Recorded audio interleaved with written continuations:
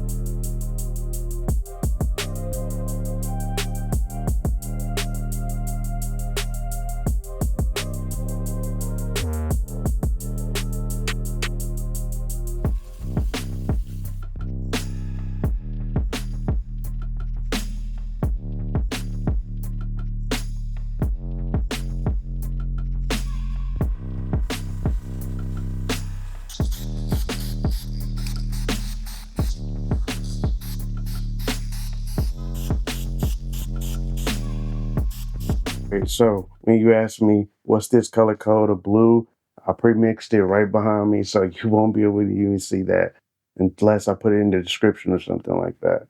But you tell me, should we went with this baby blue or should we went with like a peach color for the midsole, or flip flop the colors?